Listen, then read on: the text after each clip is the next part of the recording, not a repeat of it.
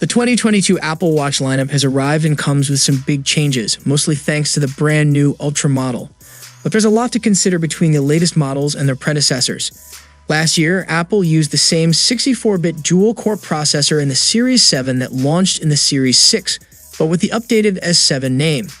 This year, the Apple Watch Ultra and Series 8 come with the S8 64-bit dual-core processor. It appears to be roughly the same as the S7 and S6 performance-wise, as Apple didn't share any claims of performance advancements during its keynote or on its website. While you shouldn't expect a noticeable speed bump from Series 6 or 7 to 8 or Ultra, if you're coming from an earlier Apple Watch model, you should notice a faster, more responsive watch. Apple does say that the S8 is 20% faster than the S5 chip. Another benefit, if you're coming from a Series 3 or 4 to Ultra, Series 8, or Special Edition Gen 2, is a jump in storage to 32 gigs. One more difference between Apple Watch Ultra or Series 8 and Special Edition 2nd Gen is the latter doesn't come with the U1 ultra-wideband chip. A major change with Apple Watch Ultra is the biggest battery yet in the lineup. That's 36 hours of standard battery life and up to 60 hours of extended use with low power mode. Notably, the low power mode will come to Apple Watch Series 4 and later and will double the battery of those models from 18 to 36 hours. First introduced with Apple Watch 7 and continued with Apple Watch Ultra and Series 8 is 33% faster charging than Series 6 and earlier. That means going from 0 to 80% in 45 instead of around 60 minutes for the other models. If you're interested in using Apple Watch Ultra, Series 8, or 7 for sleep tracking, you also get 8 hours worth of use from an 8-minute charge. No surprise that Apple Watch Ultra brings the most changes and improvements to Apple's wearable lineup. However, the new Pro model may be overkill for many. While Apple Watch Series 8 may feel like Series 7S or 6S, if you're thinking of upgrading from Series 3, 4, or Special Edition, you get a larger display, always-on screen, faster charging, and all of the latest and greatest health features.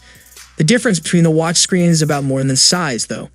The Special Edition and Series 8 can put out up to 1,000 nits of brightness, while the Ultra can hit double that at 2,000 nits. This should make the Ultra's big screen even easier to see in snow, surf, and sunlight. The Special Edition has a distinct disadvantage from the other models in that it doesn't have an always-on display. Our smartwatch expert Angela Moscaratolo considers an always-on display a must-have feature for smartwatches since it lets you discreetly check the time when your wrist is down. Smartwatches aren't the best devices for listening to music or talking to people, though you can always pair some Bluetooth earphones with one, but all three Apple Watches do come with their own speakers and microphones for making calls and using the surprisingly fun walkie-talkie feature. Both the Special Edition and the Series 8 have what Apple helpfully describes in the specs as microphone and speaker. The Ultra, meanwhile, has dual speakers that Apple claims sound 40% louder than the Series 8 and a beam-forming 3-microphone array to provide wind noise cancellation. If you want to watch your heart rate, track your menstrual cycles, or let someone know if you fall, all three Apple Watches have you covered. Past that, though, the Special Edition falls significantly behind the other two. While the Special Edition has heart rate monitoring, the Series 8 and Ultra offer blood oxygen monitoring, ECG, and temperature sensing, along with retrospective ovulation estimates that can help you figure out when you're most fertile. Outside of personal health, all three Apple Watches feature crash detection, letting you call for help or alert emergency services and contacts if you're involved in a car crash. The cellular models also support international emergency calling. The Ultra adds another potentially useful feature if you encounter trouble away from the road: a built-in 86 decibel siren that Apple says can be heard up to 600 feet away. The Ultra's titanium body might be chunky, but it's also by far the sturdiest of the three Apple Watch models.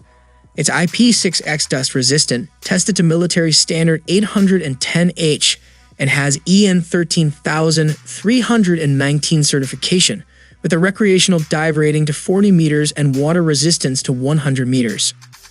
The Special Edition and Series 8 are no slouches, however. Both are water resistant to 50 meters, and the Series 8 shares the same IP6X dust-proof rating as the Ultra. This is where you will see the most obvious distinction between the three watches.